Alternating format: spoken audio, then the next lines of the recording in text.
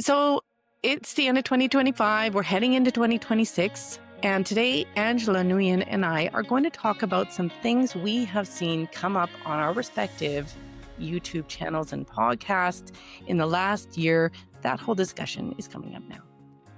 Hi, I'm Andrea Adams, and this is a special episode today of the HR Hub and the Leadership Within podcast combined.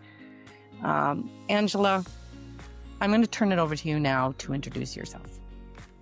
Thanks, Andrea. Yeah, I started the Leader Within just over 2 years ago, and in 2025, heard a lot about how do we show up more authentically and develop more resilience within our teams so that we can navigate what's to come with all of the AI or whatever hype you want to call it. Some call it a hype. Some are like, nope, it's here to stay. So that's me in a nutshell. Andrea, I want to tap into your brain a little bit here because Okay. with AI and just with what's going on, I notice systems thinking has been brought up a lot and the importance of it as a feature of work skill as well. So I know you've been taking a look at this a little bit. So tell us, what the heck is systems thinking? System thinking, in my mind, when you think about HR, I've always thought about it as a system. And I'm a little bit curious. I'll describe it, but then, Angela, I want to know if that's how you think about it, because you're also in HR.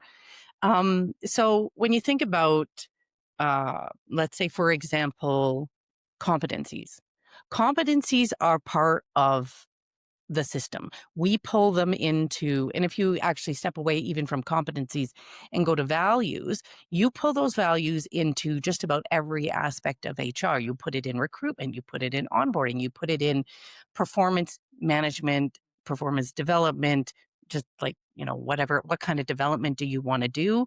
I've even seen it brought into, well, and it's not even uncommon for it to be brought into terminations and things like that and succession planning. Are you demonstrating the values that we want to see demonstrated? And so, like in HR, everything's connected. And sometimes that makes me stumble a little bit because I don't know what comes next. Like, what should I work on next? How, what's the sequence of events to have the biggest impact? Uh, but then it also enables me to think about HR like, if I'm looking for an outcome, I'm trying to drive some sort of business outcome, then I can sit back and think like, which HR lever am I going to pull to make that happen? Because while I might want to pull 10, I can't. So which one, two am I going to pull? Now, I'm going to ask you though, like, this is always how I've thought about HR. Do you think about HR that way? And do you think other people think, like, the people that you work with think about HR that way? Okay, something that you touched on about being in service essentially to driving business outcomes. That's what Mhm, I've learned to understand from mhm, both an HR perspective and the roles of everyone in the company, right? mhm, And I think that if we all thought like that in a company, we probably would have more conversations to say, "Hey, mhm, what's going on in your shop today, Andrea? mhm, What are you pipelining right now?" And then I might be able to identify, "Oh, snap.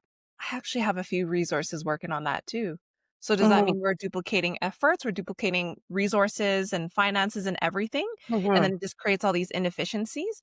So I think it's only the last 3 years that I started enhancing my mhm, systems thinking, but before, it was just like you're taught in HR school, right? It's like, "Why are you there?" You're there to basically make sure that the human capital, blah, blah, blah, right? Like, it's yeah, very high level, but I don't think yeah. it's conceptualized until you take a step back and think about, "Okay, well, what does that actually look like?" And I don't know if very many individuals think about it that way. I know if you're an HR business partner, you're more likely to think that way because you're so close to the business, right? Or if you're a talent partner, you might think that. Well, and that's a good point because as a business partner, you're close to the business, but you've got all these centers of excellence advising you, and then you start to see just how much of a system it is because, you've got all these sources coming together around you. Um, and you can start to really see how the the pieces are connected.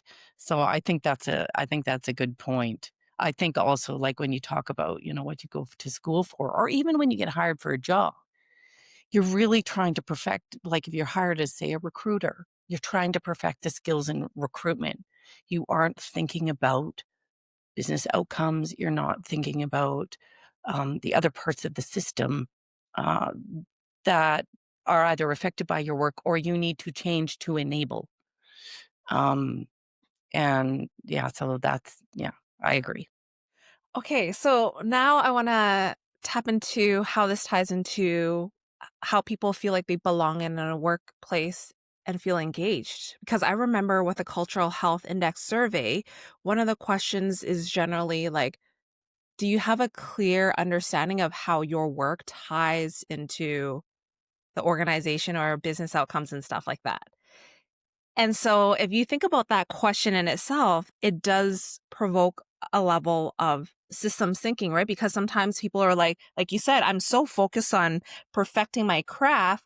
They're like, wait, what is this craft going towards? So for you, have you noticed that that's one of the barriers that is getting in the way of adopting systems thinking, or what are you noticing in that space? I gonna expand a little bit on what you've said, and because I think you're right, where we get our heads down, we get our blinders on, and we do our jobs, and we are not seeing the impact of our work. I think this is an enormous opportunity for younger people because the more you advance, the more you move into more senior roles, you're forced to see the impact. So I think it's a great opportunity for young people to start looking beyond their role and see how their role will impact other projects, is impacted by other work, how, and really work hard at aligning the work they do with the business objectives. And so I do think for me that's, getting too focused on our own work and not looking up and not connecting our work to what the business needs. I think that for me is the biggest barrier and a lost opportunity. So what can organizations do about that? Looking back at your career, Yeah. what you're hearing through your conversations, what's a piece of advice you'd offer? I don't wanna take an organizational perspective on that because we always point to the organization and say, "Organization, you should do such and such," so that people feel more connected to like, they connect their work with business outcomes. But if I were to I guess there's 2 things. Consider how your role impacts the business outcomes. Know what the business strategy, what the objectives, know what that is. Go looking for it if it's provided. Ask questions. So that's one thing. But then the other thing is if you see a recurring problem in your work, consider the system it exists within. S I've got an example. So I worked in a role where it was labor relations. It was a lot of grievances, a lot of discipline, and yet I never stepped back to think, "Okay, look at the bigger picture. Why is so much of this happening?" I mean, it's really intimidating to tackle a big system, and that was a big system. So I did my job within the system, but, you know, you're doing the organization a favor if you can step back and see the system and how can we change something upstream from those grievances, that discipline, to affect the number of grievances and discipline that in my role I was dealing with. So I wish I had done that. And so if audience out there, if you're seeing recurring problems, how can you step back? And in my case, like it was so overwhelming to try and solve it, but maybe, like, I could have found one leader who would have bought in to changing something upstream to create a different result. And so if I would say that if people in a role have that opportunity, do that. Think about where that most recurring problem and try and solve it. Can I build on that for a second? Sure, Because absolutely. As you gave that example, it made me think back to when I was hired into a contract to basically figure out why are they losing so many candidates in the talent pipeline Mm, before they even go into the front lines and have to execute their job, right? And then they had to be able to hire like I think over 100 individuals within 2 months. So at the rate that they were losing in the double digits of people, it's costing them, right? mhm, And I remember just taking a step back and I was like, "Okay, like, first of all, like, let's map out your workflow right now. Like, who's everyone that is involved in this entire process from the moment you, interact with them all the way up until they're actually ready mhm, to go hit the grounds running," right? And nobody has ever done that before. Like, actually mapping out step by step what the heck is mm. going on, and there was, like, over Yeah, 20 steps, and there was yeah, 5 different stakeholder groups involved. So after we could actually visually see everyone that was involved, and then going to those key groups and saying, "What are you noticing? mhm, Where are you noticing things that are going well versus things are just dropping down?" mhm, And then you work backwards to solve for blank, right? So when yeah, you talked about that, it got me excited because 'cause I'm like, I don't think many of us have the space or take the yeah, space yeah. actually. Like, I love the mapping idea. You had the time to do that. Um, and even if you don't have, like, the time to map, can you carve out an hour? Pretty sure you can carve out an hour, right? Yeah. Well, So and systems thinking is always something I think a yeah, lot about, uh, and wondering how we could use it to greater effect in HR, yeah.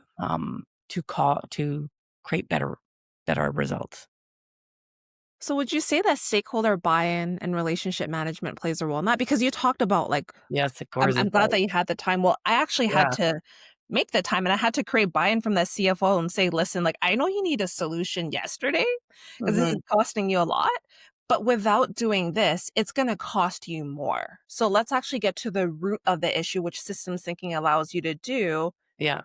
and then you can actually solve for the systemic problems, right?" So I don't know, Yeah. like has that been your experience to create Oh, stakeholder buy-in? there's never a situation where good relationships with your peers, your clients, employees is not going to make you a more effective practitioner, where that investment is going to be wasted. There's just no situation. So it's so important, like, if you're going to, and especially in HR, where oftentimes we don't have influence. Well, all we have is influence. We don't have power. We can't make the decision. What we need is influence, and that comes through relationships.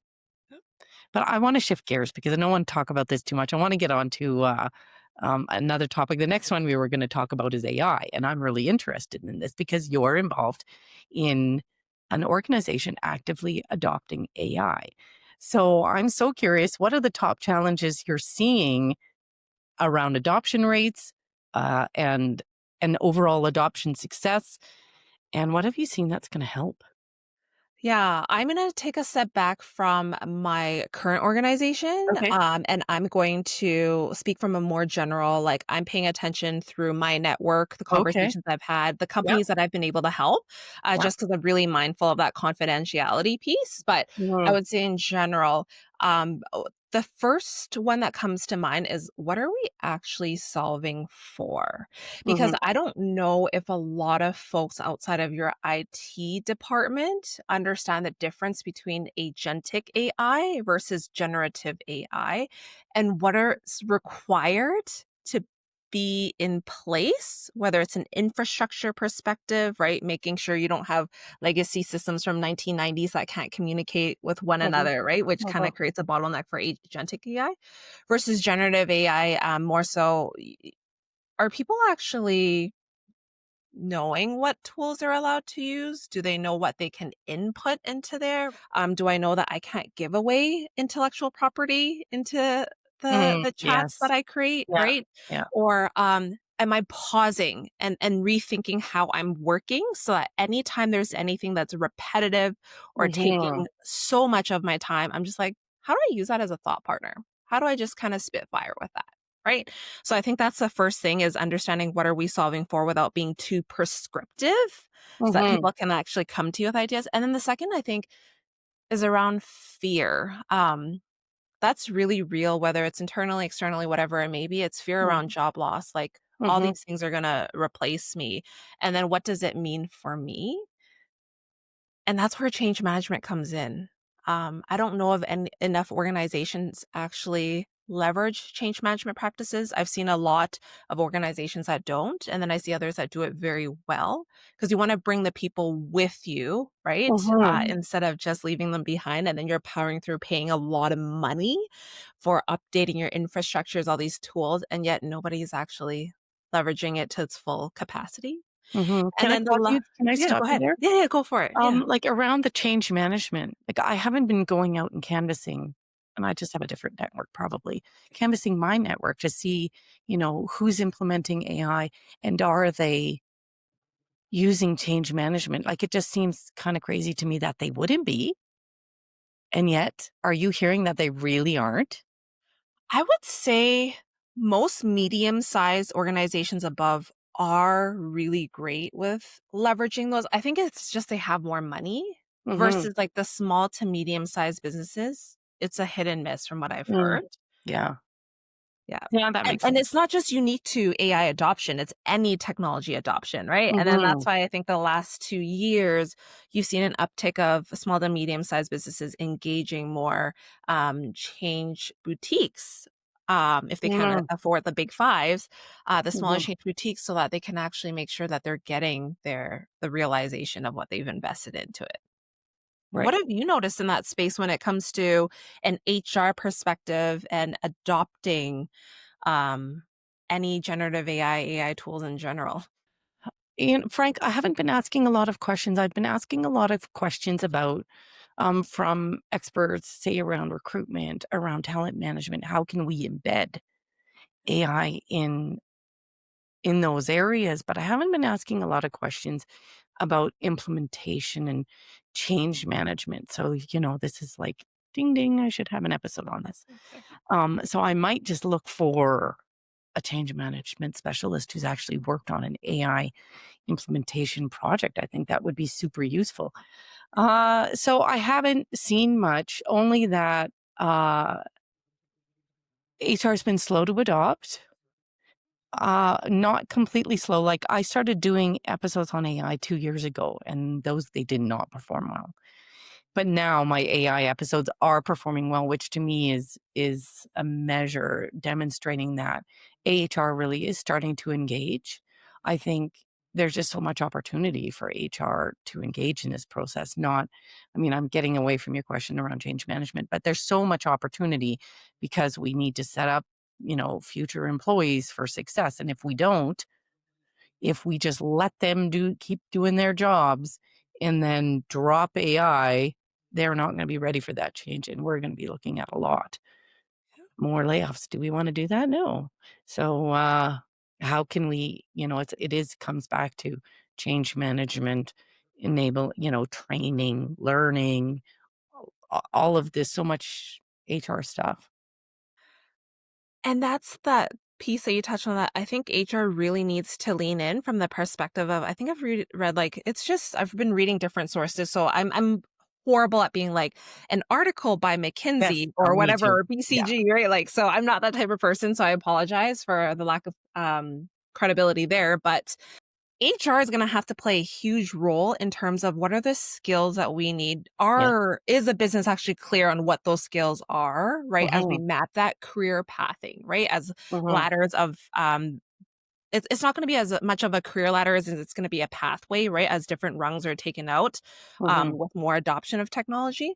But then there's also word on the street that like IT, are they gonna become the future HR from the perspective of if you have more agents in the workforce, like they're probably the pros at understanding like what are the ethics, governance, etc. that looks like from that perspective.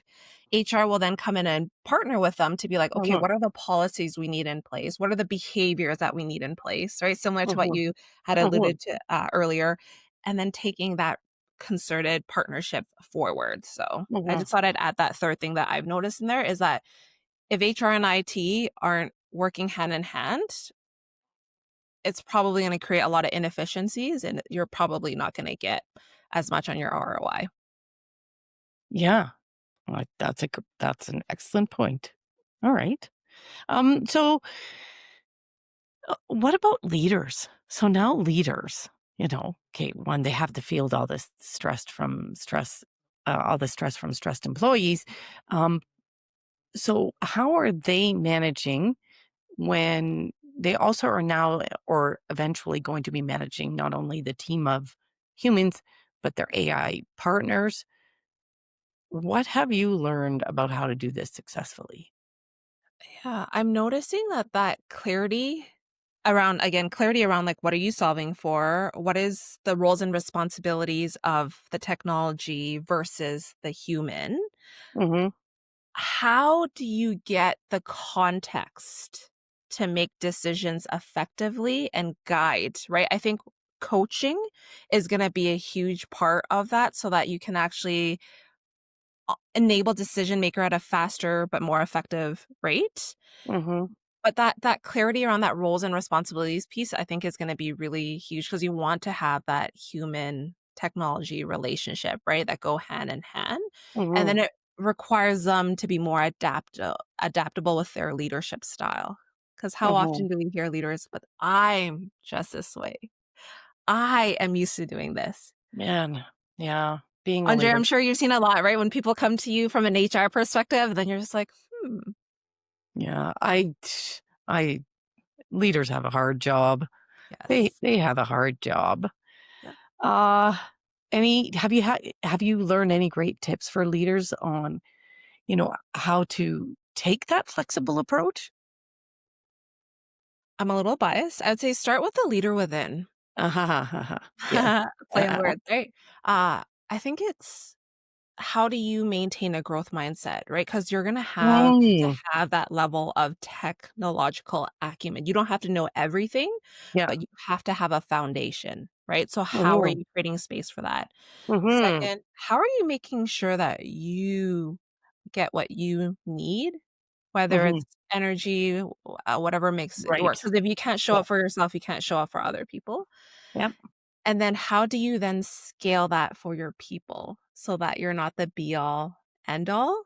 Mhm, And I think that goes back to that whole coaching, being less prescriptive, but understanding what guardrails and behaviors and everything are required so that and what they're solving for so that they know where they're going and you're all steering in the same direction. So like you said, it's not easy to be a leader, but I think you have to lead the leader within very effectively and have that growth mindset for everything else to kind of follow. I don't know. What have you noticed in that area?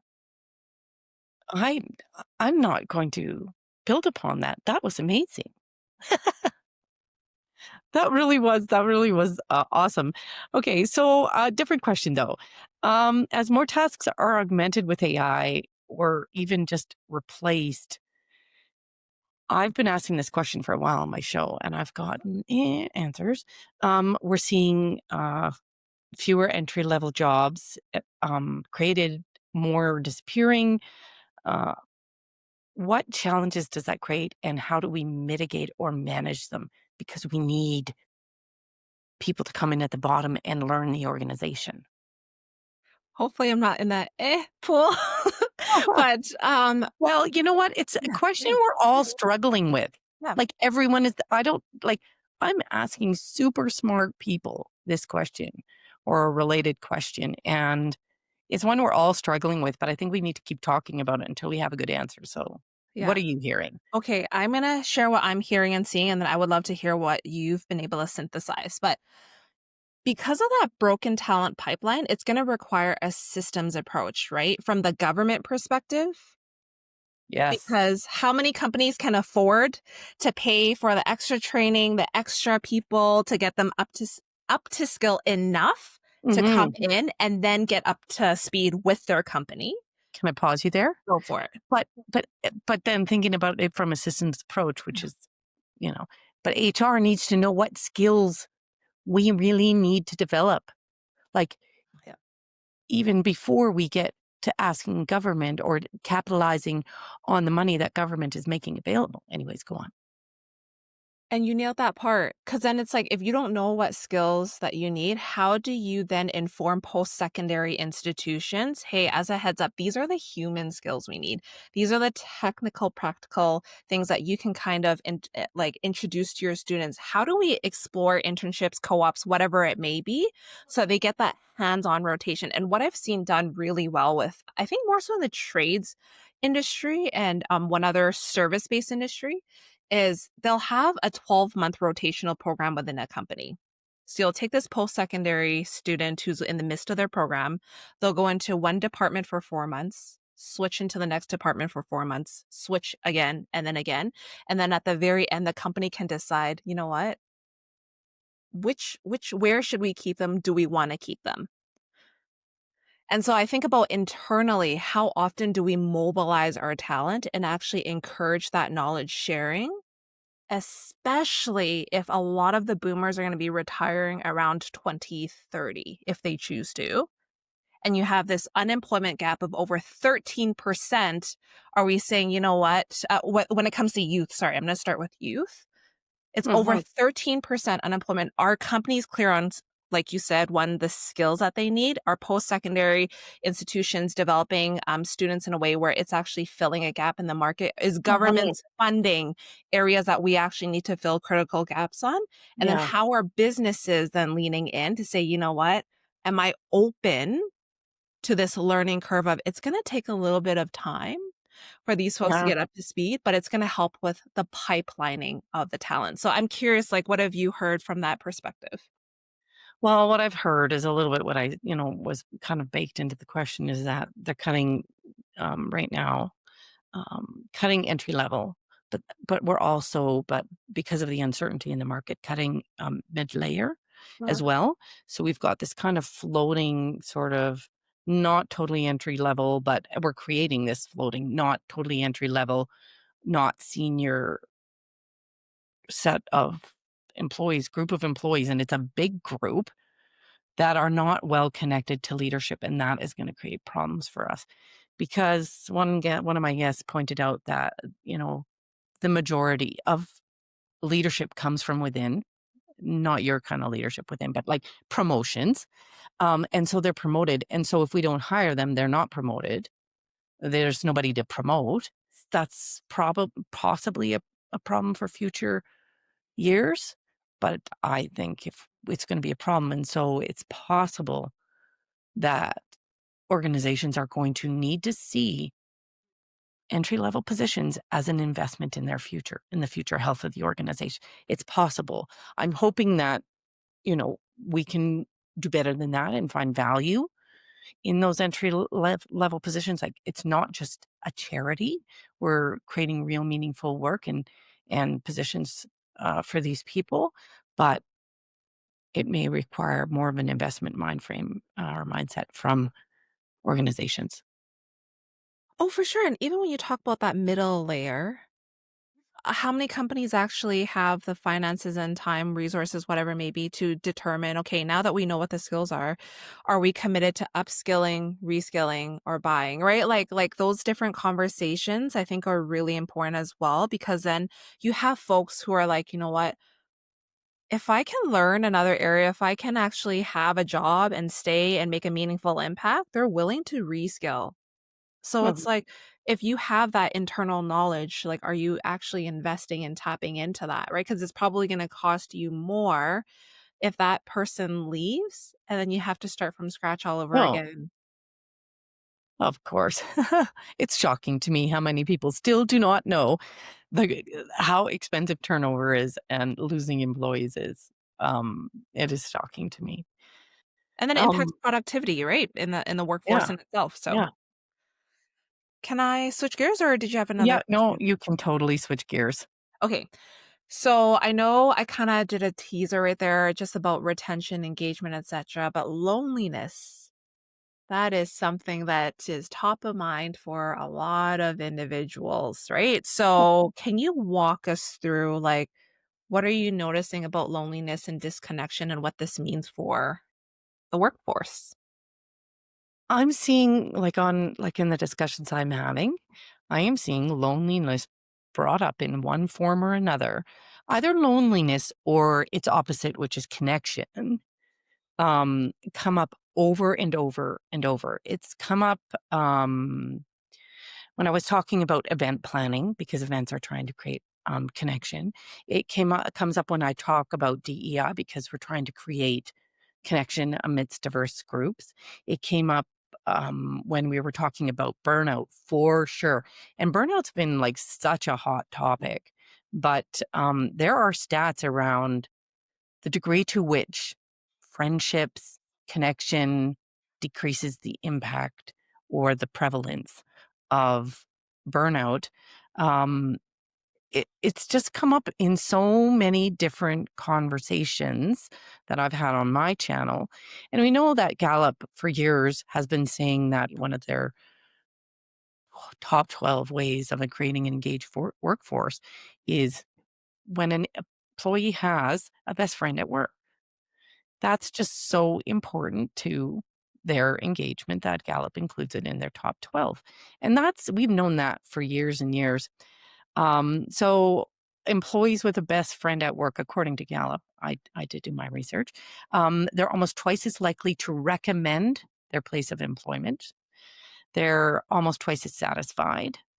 Um, and they are 30% less likely to go out looking for work. There are real huge business impacts to this. And and so I think, yes, it does become an employer issue. How can we decrease loneliness, recognizing that it's a societal problem, it's not a business issue. Businesses are not a social service. As one guest I had um, emphasized, we're not a social service, but it is in the business interest to enable this sort of thing to happen. Okay, so then what is one step a business can take without being that social service? When I first started working, I worked for big employers, and they used to have cafeterias, and slowly they got rid of their cafeterias. But those cafeterias were a place for people to build connection. So if you're not going to build a cafeteria, maybe you can just build an inviting lunchroom. That has some capital costs associated with it. But if people have a place to congregate, and food is so often sort of how that happens, it's like at the center of how these things happen and has been since we've been humans. I think, that's one idea. Um, and then in some of these areas where we've taken the person out, taken the people contact out of the process, that we could introduce them back in. So onboarding in groups, giving people a chance to make connections with coworkers when they start. If that's an option, some employers, um, they're too small for that to be meaningful, but they can also just introduce people in person, set up a lunch, those kinds of things. Training in person. I know we've gotten away from that. And AI might help us get away from that even more because it can do personalized learning. But if there is that compliance training, those kinds of trainings, get people together for that and put them in the same room and give them an opportunity in that time to get to know each other and to also socialize. This is way more than just one idea. I have one more idea. Can I tell you about my one more idea? Oh, of course. So I was introduced to, and you know about this. You'll know what I'm talking about as soon as I start talking to a tool that helps build connection. It's a local entrepreneur in Calgary. His name's Israel Beck, and he's created this tool that brings people together to talk, and so helps build teamwork, helps build psychological safety, and it helps build connection. And so I always think that that's a genius tool that requires a lot of bravery of an employer to implement, because, people are going to look at this and go, oh my God, I'm being forced to have a conversation. I just have work to do. But as another guest said, uh, employers invest in this kind of thing for good reason, because connection has business value. So, okay, I'll stop. I could go on about this for like a long time and get excited. I'm excited because you're getting excited, but I want to double click on two things that you said there. One was around the psychological safety piece. Mhm. Even with our other topics that we touched on, I really firmly believe that is a skill that a leader and an individual at any level of a company cannot lose sight of, Yeah, yeah, it's right? true. Yeah, it's true. The second aspect is you touched on the onboarding piece, as simple as arranging coffees and introductions for people, Yes. right? It's so intimidating when you walk in and you're like, I don't know who's who. You see people that are already clicking, right? And that's a physical in-person environment. But what about the hybrid environments or the virtual environments? Like there is even more disconnection there if Yes. you don't intentionally facilitate those water cooler talks or those you bridge that initial connection on their behalf and then let them take that away and then figure out how do you keep on embedding that. So I just thought to My give you God, if I kudos. could sorry, I have to interrupt. Yes, yes. If I had like okay, maybe I anyways, the number of times that in the word intentional comes up with Yes. respect to remote work is incredible. And so around building connection at remote workplaces and, maybe decreasing loneliness, it comes up so often. And that's an important part of managing a remote first workplace. I mean, it's just so important. And I think when you sign employees on, you have to be clear with them that, yes, you're coming on, but you have to put the work in and the emotional work in will create the opportunities, but there's a role for you to play in this as well. And I think that's super important. I can see all the introverts in the world being like, "No." I'm just Ah, kidding. oh, But, this is going why I'm working remotely. Okay. exactly. Yeah, Um, but even introverts need connection. And and if you wanna work remote, well, maybe that's I wouldn't call it a pill. Maybe mhm, you'll get more out of it than you thought. yes. And I think those doses of connection and I know I said all, I don't mean to overgeneralize, but I Yes, know yes, I introverts know. it's in doses, right? But, when you talk about intentionality in creating connection, how can HR or leaders do this without adding more meetings? That is a good question. I think there may be I mean, obviously, for me, the answer is capitalizing on the meetings you already have. Arriving as a leader, arriving 10 minutes early.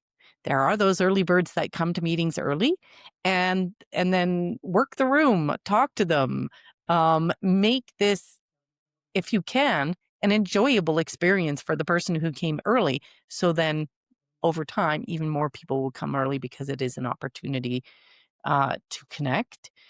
And then and looking for opportunities, like taking time at the beginning of a meeting, especially if it's like a weekly connection, find a way to learn about each other and take 5 or 10 minutes to do that because there is real business value. And you can talk about the real business value in connection if that's what it needs to convince your team. But there is I could go on for a long time about the stats and the value of having a connected workforce. It'll come back in your culture. It'll come back, in your safety, in your psychological safety. It's a worthy investment. Well, Andrea, thank you for sharing those golden nuggets. And as we slowly wrap up, I'm curious, what is your biggest epiphany that you've had this year? My biggest epiphany has been a pretty tough lesson, actually. And that's that if you're going to be in consulting. And I did an episode in June, solo episode in June, and I mentioned this there, but it just continues to get more and more clear that if you're going to be in consulting, you're also in sales. And so I need to develop sales skill. I know this sounds funny because everybody who's in sales or who hasn't avoided it the way I have over the years will say, "Well, of course that's true." But for me, it's an epiphany that of the sales process and how you go about that. I took a course and it was very informative, and so that has been my epiphany this year. What about you? Okay, before we get to me, I want to Oh ask, no, I don't want to talk about it anymore. yeah, what is your one takeaway from that course? 'Cause I'm proud of you for doing something about that. uh, you have to ask for it. It isn't just gonna it isn't gonna just come. You have to ask. That's my one takeaway from my sales course. Ooh, gave me goosebumps. For me, I would say presence and pace over perfection. Well, you have to tell me more about that. Okay. Presence as in so I recently took a professional coaching training program, and it was funny. We were asked to write at the very beginning of our 3-day training, what is something that you think is holding you back? And initially, I put self-doubt as my word. But at Mm. the end of the 3-day program, I was like, it's actually perfectionism that is holding me back. Oh. Right? The Mhm. fear of failure, thinking that whatever content I put out there, if it's not gonna land, then how am I like just all that, and it causes me to be in my head so much so that I can't be as present as I want to be, Yeah. and then it also forces me to be at the pace that society sometimes creates for us. And so when I went through the program and I thought about what kinda coach do I wanna be for other people, I wanna be that calm energy. Mm. And to bring that calm energy, I have to have presence and I have to be able to pace. So that's what that is. Huh. Interesting. Yes. I was thinking executive presence, but that's not what you were talking about at all. Okay, Andrea, last question for you is what are you looking forward to in 2026 and how can people help you? I'm not sure I'm looking forward to this, but I am going to do more sales. And so, um, in keeping with the fact that I have to ask, if you or someone needs HR consulting, please think of me. And my contact information will be in the show notes. And you? I'm one of your biggest cheerleaders. So I was like, yes, hit Andrea up. I would say because I'm starting my professional coaching journey and I want to get ICF certified, that Yeah. requires me to do minimally 100 hours of coaching Oh my goodness. for the level that I want. I would say if you've ever thought about what the heck coaching is and whether or not it's for you, let's have a conversation. But Andrea, thank you so much for sharing your golden nuggets and sharing this space with me. I really enjoyed having this conversation with you. And to everyone else for tuning into an episode, this special episode with us, thank you for your time and attention. It means more than you'll ever know. And we can't wait to stay in touch with you on our next episode.